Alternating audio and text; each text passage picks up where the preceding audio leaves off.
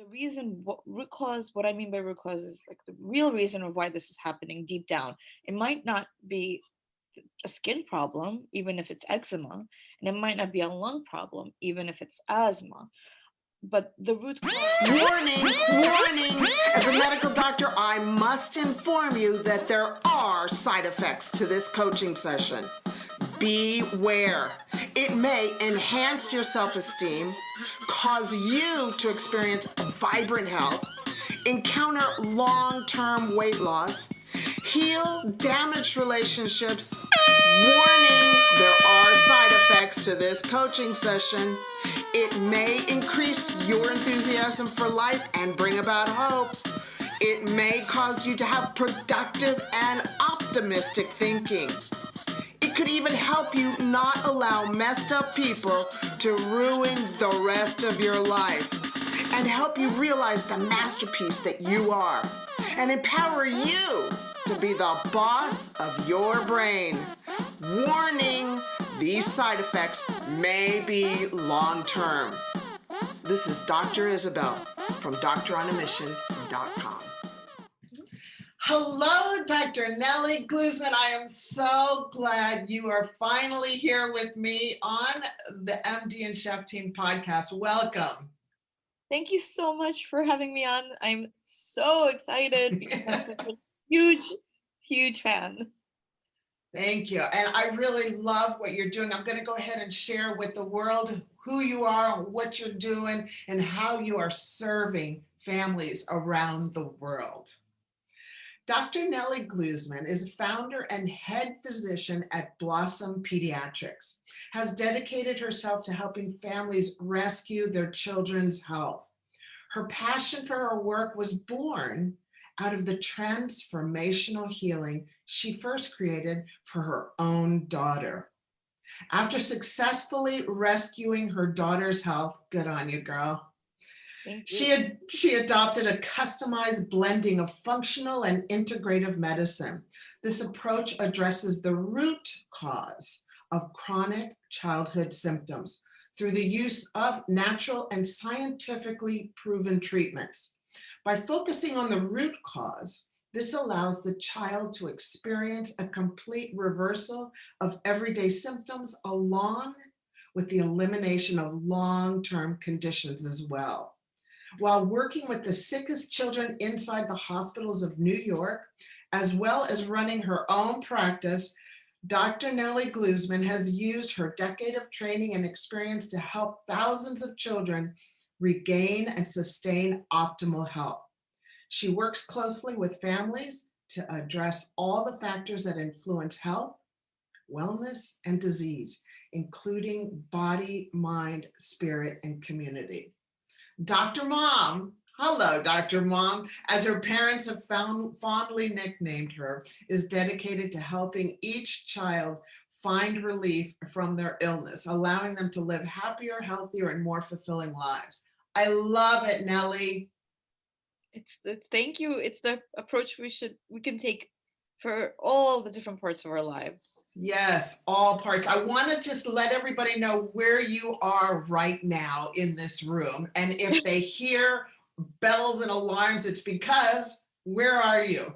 I am coming to you live from a hospital. So I'm in a call room. And so you might hear some emergencies. And as you know, I'm in New York, so we have been hit pretty hard, and my roots are in hospitalist medicine, and I love it very much, and so I still fill in as much as I'm needed in the hospital system. Mm-hmm. So that's where I'm recording from. Okay, cool. So if we hear that, that's okay. It is what it is, right? Absolutely, like anything else in life. Yeah. All right, so I understand that you specialize in the triad of eczema, allergies, and asthma. And oh my gosh, those are huge, aren't they?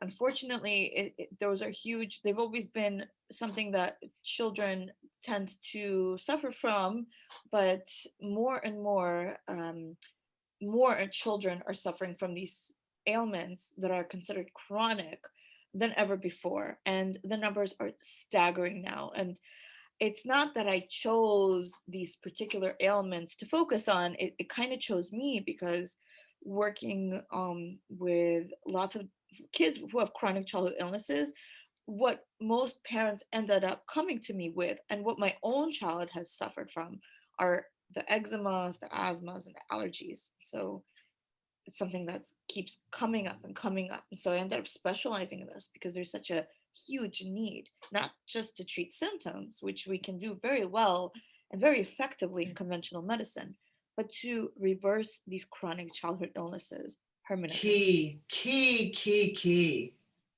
Tell us your story. Tell us what happened with you and your daughter. Because you know what? It's really out of our own misery, right?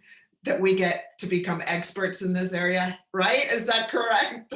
Yeah, it was for my daughter's misery. I was really, really scared for her. And I was already a pediatrician when she was born, and I thought I knew it all. And I was really good at getting kids who are hospitalized with things like pneumonia or the problems associated with having asthma exacerbations or having severe allergies. So you need to calm that down. Our conventional medicines are lifesavers. They work really well to reverse life-threatening emergencies. As you know, we have all the steroids and the albuterol to open up the airway. We could decrease the inflammation. And so I thought I knew it all, making sure that these kids go home with their parents, and until my own daughter started to have these issues and more. And I realized that I had no idea how to keep her healthy. And so, in conventional pediatrics or in conventional medicine, usually we can prescribe these medicines to stop the symptoms. But if we're not also reversing the root cause of what's happening in the first place, we're always going to be one step behind. And that's the trouble that I found myself in with my daughter when she was about 3 years old. I knew that it was only half the solution, that What it's was not. going on? What happened with your daughter? She just kept getting sick, and every little virus would turn into a bacterial infection. And I know you parents listening out there, yes, it is absolutely normal and okay for kids to have colds, but it is not okay for your kids to not be able to fight anything off. And so every time there was like a little virus, there would be a bacterial infection and antibiotics, which would happen multiple times a month, and sinus infections, ear infections, nonstop. And then rashes came, and then her gut health was affected, and she was miserable. She would ask me sometimes, like, "Mom, why does this keep happening?" She was like 3 or 4.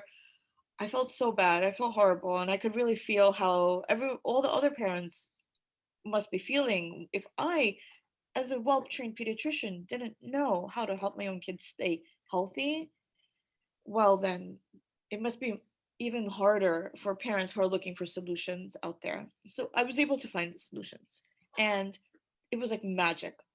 They're not that complicated. It's accessible to anyone. It doesn't require a huge cost. It's not a huge commitment. And the earlier you start in reversing these problems, the easier it is. And so I've dedicated my practice and my life to helping other families and other kids who are in the same bind and having these chronic symptoms over and over again, and not being okay with just treating the symptoms. I so get that story.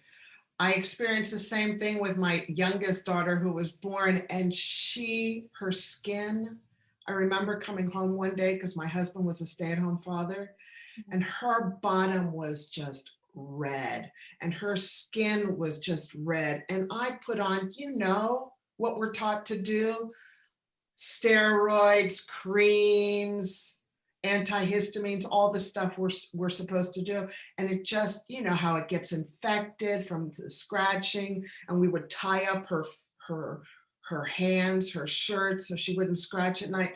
And I felt the same way as you did, like, oh my gosh, what a Yeah. terrible mom I am. Oh, yeah, the guilt. And you parents, you moms and dads listening out there, you're definitely not alone. It is scary to see your kids struggling, and it is really terrible to see them not sleeping at night because they're scratching, or not knowing which steroid to use, like which one is the best steroid cream, or worrying about the side effects of all the medications because they're not without risk. or making, having your kid go to all these specialists over and over again. Yeah. Worrying if you go to grandma's house, did you take the medications with you? Or the parents who have kids with allergies, worrying about what's in that cupcake at that birthday party. All those are huge worries, and as parents we worry about them, and our kids also might be suffering a lot of the concerns and worries as well. It builds up after time, but this is all really scary and bad news. The good news is that it is reversible. And if there's any message that I can just leave with you for this whole entire segment, it's that there's so much you can do to reverse it. And all the solutions are at your fingertips. And if you're not satisfied with the solution that's in front of you right now, in the world of conventional medicine, you can also look outside of conventional medicine for a more holistic, functional, integrative approach. Absolutely, absolutely. So, let's talk about the root cause. What do you think? Can we talk about the root cause? Because you and I are taught how to do the Band-Aid medicine in Yeah. conventional medicine. We're never taught to go to the root cause. What kind of root causes are we talking about? Root causes and their solutions.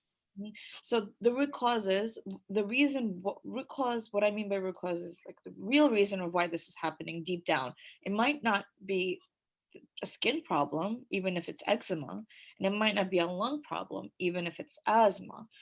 But the root cause, it's as varied as a child has symptoms. So there's many different multifactorial reasons why these things could be happening. But I would say that a great place to start would be to look at your child's gut health Mm. first and foremost, because I truly feel that this is something that a lot of kids are inherently born with having some dysbiosis, or it's not perfect. There's so many antibiotics that a child's parents might have used, and antibiotics that were used during delivery, maybe or maybe not, and all the different antibiotics and toxins that are in the environment that you can't really always avoid. And so all that mostly, first and foremost, affects gut health. And that's also a really easy place to start reversing these problems, and I feel like has the most benefit. And so reversing gut dysbiosis, or issues that are causing not the right kind of good bacteria, or a good diverse amount of the good bacteria that helps you digest and keeps the integrity of the gut lining healthy, and helps a child detox. If that's not in order, then nothing else will really work as well as it could be working. And addressing that is also really easy, and it doesn't require a lot of magic. It really is just like it can be done for anybody using a nutritional approach. And a nutritional approach is something that is accessible to almost all of us if we choose to access it. And that's why I start with reversing issues with gut health. And even when a child doesn't necessarily have problems with gut health, like constipation or diarrhea or frequent abdominal pain or bloating, or even just like a lot of gas or burping, even if those are not the case, and most of the time they do go hand in hand with these chronic illnesses, but Mhm. even if not, this is the I feel like a good place to start, because this is one main reason why the kids have so many chronic childhood illnesses, especially eczema, asthma, and allergies. And how would you, like one or two things that you would start doing to help?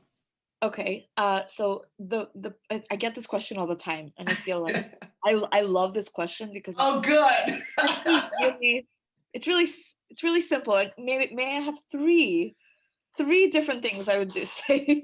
Go for So, it. okay, so the first is to heal the gut lining by using different kinds of foods that literally heal and seal the gut lining as medicine.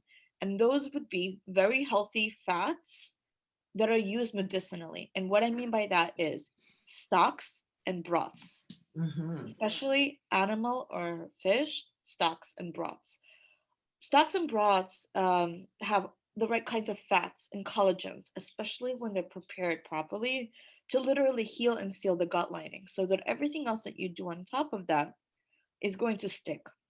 Second solution, restore a diverse and healthy microbiome. This is the key to life. No human can survive without a healthy and diverse microbiome. Most diseases that we see that are inflammatory can be tremendously helped, if not reversed, by restoring the good bacteria, the good viruses, the good yeast, the good ecosystem in the gut. How do we do that? Well, yes, there's supplements, but an even more holistic approach that I find I use in my practice every day medicinally is to use a ton of ferments, fermented foods. Mm-hmm. Fermented foods are foods that naturally contain beneficial bacteria or probiotics in massive quantities in a very safe way, and it's extremely affordable. Not only do fermented foods have the right probiotics, but they're also very nutritionally sound and they help you digest other foods. It's Like what a kind of ferments? What kind of ferments for everybody? like I always say, a ferment a day keeps the doctor away. And the one that I start with, the one I know, and the one that I usually start with and go for is sauerkraut, and that's fermented cabbage. And I have my reasons why. I feel like it's really easy to buy, but if you want to make it yourself, which I really empower you to try at least once in your life and maybe more. Sauerkraut is just cabbage and salt. It is really easy to make. It's like the easiest to make. And so it's the hardest to mess up. And all you need is a head of cabbage, a really good organic cabbage with some soil on it, the real deal. Like go to your farmer's market and get it. It's available locally in most places. It has a very long season. And so it's really easy to get good, high quality, fresh cabbage, like straight from the farm with good some soil on it. Sauerkraut needs a lactobacillus or bacteria to ferment, and it has its own natural bacteria, and so you don't need to add anything special. You don't need to buy anything. You just chop it up, add salt, a good high quality like Celtic sea salt is Celtic sea salt. It's one of my favorites. It has tons of minerals. You mush it up, let the liquid come out of it, because that's what salt does. It pulls it out. It will also preserve it. Pack it in real tight in a glass jar, which most of us might have at home already, and leave it on the counter sitting its own brine with something really heavy on top so nothing floats to the top. And within like maybe 4 days and then some, maybe up to 2 weeks, you'll start to have the most potent probiotic that you could possibly find. When you look at probiotics that we buy in the store, they're wonderful. They do help tremendously. And those probiotics are measured in colony forming units. And they'll say, like, this is how many live strains there are. There might be like 5 billion colony forming units. But in 1 tablespoon of freshly fermented sauerkraut, you will have 1.5 trillion organisms. So, how can you compete with that? How can you compete with that? That's how many stars there are in our solar system. Wow. I love it. Now, what was the liquid you put into it? Just water? Just Yes. water, and that's all you need. Yes. Cabbage, salt, water, and a glass jar. That's Yeah, it. that's it. I know Chef Michael does that all the time. He gets like 4 or 5 of them ready and he puts them on our cupboard, and you can kind of, it's really cool because that packing, you have to take off that packing of the cabbage. I go, Oh, babe, what's this for? And he goes, oh, you don't eat that. You take it off and then you can start eating. It's beautiful. There's something about the sauerkraut that we're buying at the grocery store. It's inactivated. yes, so you have to be really careful. There are some brands that do it right, but it's actually really rare because, and I understand why, because when you mass produce these live organisms, you want to make sure that there's no mold growing in it. And so you don't want like a little bit of mold spoiling a No, whole batch. That no, must be no. really, really bad for production. And so a lot of times, yes, you could buy sauerkraut in a store. It might be absolutely delicious, but there might be preservatives added to that in the form of like a vinegar or maybe some citric acid or anything else that hinders the different kinds of mold from growing. But at the same time, it will also hinder the bacteria from propagating. And so you're kind of left with just a really delicious food, but it's not necessarily a healing food. So I've been using fermented foods and different kinds in my practice and in reversing so many of these chronic problems. And not only will you see when used properly every day, multiple times a day, eat it with every meal, even just a little bit. And for you parents who are like, I don't know if my 3-year-old or 5-year-old is going to go for it, I could assure you that it's not so bad. And you just need a tiny, tiny little amount, and you could hide it in food. So you could use it as seasoning. You could put it on something that's not too hot, maybe a soup or a stew or a baked potato or anything else that your kid likes. Put that on there and you'll have the same benefit. You don't need to actually eat buckets full of it. You Mm-mm. just need a very small amount, and you need it every day, and anyone can use it, and it's safe and it's really important. This kind of fell out of popularity in the past few decades in the US.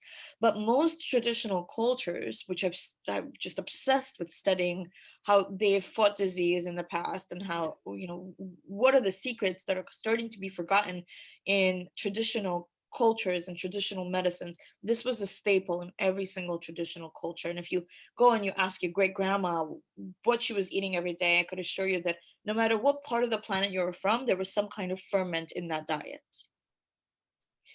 So I'm trying to bring that back because it really does help tremendously. You're doing great. You're absolutely doing great. So we got the broths, we Yes. got the fermented foods, and you And the said third that. is stop eating food that's not food. Oh, well said. So, some of us might already know that processed sugars might not be the best for a child, and colorings might not be serving them, or different preservatives are not necessarily going to help them thrive. But there's something else that I found to be of importance because very few people really know about it. I mean, when I ask my medical students and residents who I train about this, like, none of them knew. It's the fact that we need to soak, at least soak, and maybe even sometimes sprout the different kinds of grains, nuts, and seeds that we eat in our society, which could be a lot. Because when you're eating grains, nuts, seeds, you know you kind of want to take that coating off and turn it into a live food, because that coating that makes it a seed or a nut or a grain has a lot of something called anti-nutrients. And in or even beans, or a little bit here and there is not going to hurt you. But in our traditional, and I know you're in New Zealand and I'm in America, but in like a traditional Western diet, which is where I am, Oh, and I me would say, too. yeah, We're Western here too.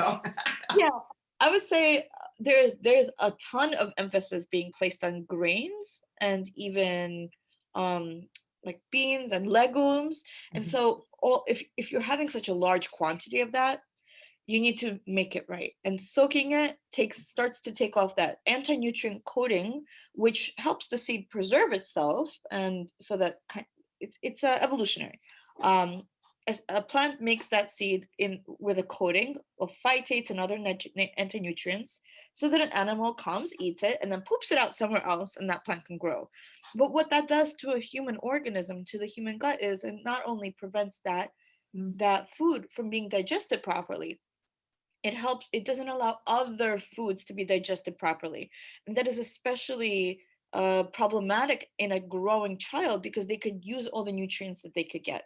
And so soaking and sprouting is what reverses this problem. And I guess that would be my third place to start, my third Mhm. recommendation of where to start to think about reversing a lot of these illnesses. And of course, once you have all that down packed and you're doing that for a while, then you could start doing some targeted healing with a practitioner, maybe a functional medicine doctor, an integrative doc, or maybe like someone that practices holistic medicine or knows herbs. But these are the baseline, bottom line things that need to be done in order to optimize nutrition, heal the gut, so that everything else that you're changing can actually work well. Perfect. I'm a simple-minded person. I love simple things. So those are easy. One, broths. First, heal the gut. One, broths. Two, do your fermented foods, and 3, stay away. I mean, start sprouting your legumes, your seeds. Start making your food digestible so it's easy to absorb, and you're able to use the nutrition from that. Yeah, And stay away from processed foods. Oh my gosh, the leaky yes, gut that's going on is unbelievable. yes, and leaky gut is tied very closely to eczema, asthma, and allergies. Yes. And the more there are so many studies that are showing this, and there are a few myths that are going around that these like eczema, asthma, and allergies, your child is just gonna outgrow it. How many times have you heard that before? My kid is, my this is because it's genetic, which by the way, it's not just genetic. We know that there's a study of epigenetics and that the Mhm. environment influences genetics in a very massive, serious way. And so, what is environment? Environment is not only what's outside your child's body, but inside your child's body. And so, by making these changes, we're changing the environment. And so, although your kid might have a genetic predisposition to having these problems, it does not mean that this is their fate. And I feel like Right. it is so disempowering to be Right. told that as a parent. Like, it's just not true. And there's so many things that you can do to make sure that the genetics that your child is predisposed to, whether that be the eczema, asthma, allergies, or even things like autoimmune disease, if that's running in the family, anything else, epigenetics, how the environment influences genetics, has nothing on genetics. And I want you parents to be empowered to understand and know that there's so many things you can do that are more powerful than genetics. Another myth, if you don't mind me mentioning, is that I just want to kind of interject here about epigenetics. Is You're absolutely right. People need to understand that just because you've got that DNA doesn't mean you will express it. You don't have to express certain genes like your asthma genes, your type 2 diabetes genes, your Alzheimer's genes, just expanding the gene talk. Epigenetics is exactly that. The environment affects our genes, and we can either turn on the genes or turn off the genes. And what you're showing us is you can turn off a lot of the eczema, the skin, the asthma, and the allergies by the foods we're eating. yes, absolutely. And that gives people hope, which is so important. Now, you wanted to say about something about another myth. I'm so excited to share this. Well, it's a little sad, and it's a pet peeve of mine. I just hate it when families are told that, your child is just gonna outgrow this. I don't want to hear that as a parent. I want to hear, you know, definitely will outgrow it. Not maybe will outgrow it, but definitely. And when? We want this now. And more and more, we're seeing the numbers come out where there are more adults having these problems than children. So if there are more adults having eczema, asthma, allergies, the severity of the asthma and the severity of the allergies and the severity of all these chronic problems, it's getting worse and worse, then who's outgrowing it? Perhaps it was a transient thing 20 years ago, but the current data is not showing that kids will definitely outgrow it. And as a parent, I would like to know what I can do to make sure that things are reversed now and not just sitting around and waiting and hoping and watching your child suffering in the meantime. And Yes, so it's a myth, and I kind of want to debunk it because it's dangerous. It's disempowering to parents. And I want you parents to be empowered. I know, because we're with the kid all the time. Yeah.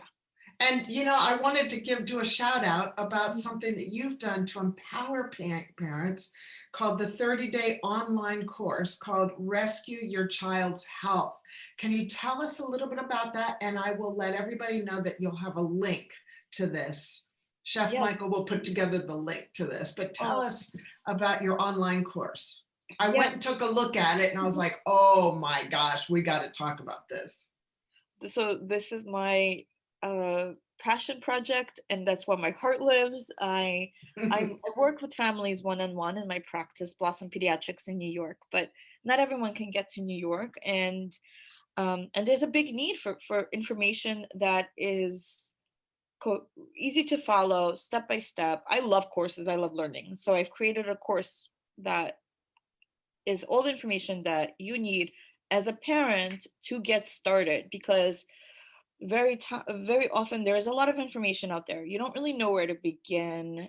It's overwhelming. There's a lot of great information, but like, what are the exact steps that you need to take right now, week by week, from a pediatrician that practices holistic medicine to reverse the root cause of these chronic childhood illnesses. And this live program, this live course with me, addresses this exact question. What do I need to do as a parent to start getting my child to be healthy again, so that they're thriving, they're sleeping at night, and they don't need all these medications, and so that using all the steroids and having all these specialists is a thing of the past. And that must feel so good, getting all the responses back, people saying, wow, you have changed our family. You've I'm changed really my happy. child's health. That must Yeah, make you feel so good as a doctor, right? I mean, that's what we go into medicine. it really does. It really does. And I'm also teaching this program to my residents and medical students. And so I feel like the conventional world is definitely opening up, at least where I am, to Yes.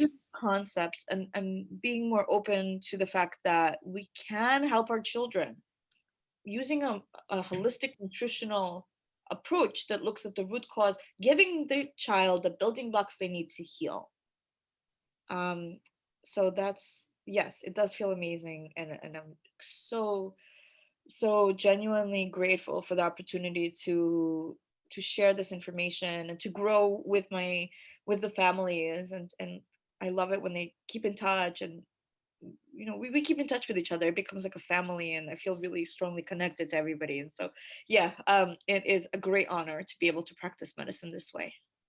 Yes, I agree. And you had to go through that struggle with your daughter to be able to have this victory so you can share with the world. So first of all, I applaud you for going through the struggle instead of giving up, because I know how hard that is. Thank you. I feel like there's no mistakes. That um and even my own daughter, she walks around, she hears me teaching everything, and she's 8 now, and she'll just like literally repeat everything I've said to her friends. So like, why you want to talk about ferments? She's like a 4-year-old. And she, when people come over, she offers them celery juice. It's kind of cute.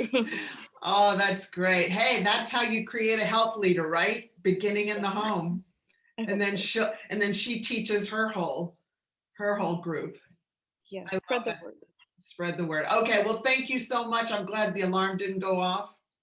Thank you. It was such an honor to speak with you. I love listening to you talk. It's so exciting to be on and Thanks. to And we'll connect do with this you. again. So thank you. We'll do this again, honey. Okay, thank you so much. Have a wonderful day. You too. Bye, Bye. everybody. Bye bye.